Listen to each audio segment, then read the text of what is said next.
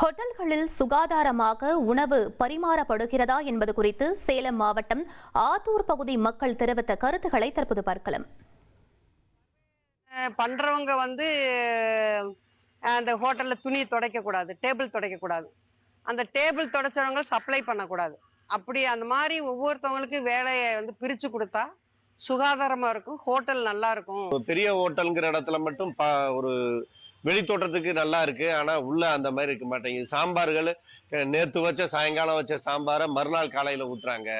அதே மாதிரி கறிகள் எல்லாம் வித்தாலும் விற்கலைன்னா அதை வச்சு விற்கிற மாதிரியும் ஒரு சூழல் இருக்கு. அதே மாதிரி இப்ப இறந்த கறிகள்னு சொல்லுவோம்.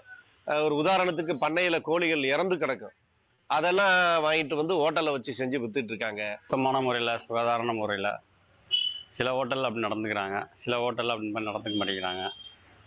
அந்த சப்ளை பண்ணுற அந்த இடங்கள், தோசை போடுற இடங்கள், இந்த இடங்கள்லாம் பார்த்திங்கன்னா சுகாதாரம் இல்லாமல் இருக்குது. அது மாதிரி நம்ம சப்ளை பண்ணுறோம் இங்கே பார்த்திங்கன்னா நம்மளை ஒரு நல்ல ரெஸ்பான்ஸாகவே நடத்த மாட்டேங்கிறாங்க. ஒரு சில கடைகள்லாம் அந்த மாதிரி சப்ளை பண்ணிட்டு தொடச்சிட்டு கையை கழுவுறதே இல்லை. இதுதான் விஷயம். அதனால் சாப்பிட்றதா வேணாமனு ஒரு யோசனையாக வருது. அதே மாதிரி ஒரு முறை சாம்பார் கேட்டுன்னு ஒரு மாதிரி சாம்பார் கேட்டாலே ஒரு மாதிரி இறங்க பார்க்குறாங்க. நிறைய நான்வெஜ்ஜு அந்த மாதிரி சாப்பிட்டு கேட்டால் மட்டும்தான் நல்லபடியாக கவனிக்கிறாங்க. சும்மா சாதாரணமாக இட்லி சாம்பார் சட்னி கேட்டோம்னா நம்மளை ஒரு மாதிரி விரோதி மாதிரியே பார்க்குறாங்க. இதெல்லாம் கொஞ்சம் அவாய்ட் பண்ணால் நல்லா இருக்குமேனு ஒரு வேண்டுகோள்.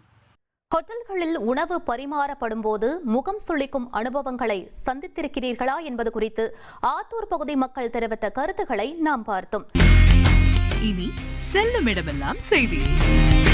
தந்தி டிவியின் வாட்ஸ்அப் சேனலை ஃபாலோ பண்ணினா செல்ல இருக்கும் இடமெல்லாம் செய்தி. இதோ QR கோட் இப்பவே ஸ்கேன் பண்ணுங்க, ஃபாலோ பண்ணுங்க.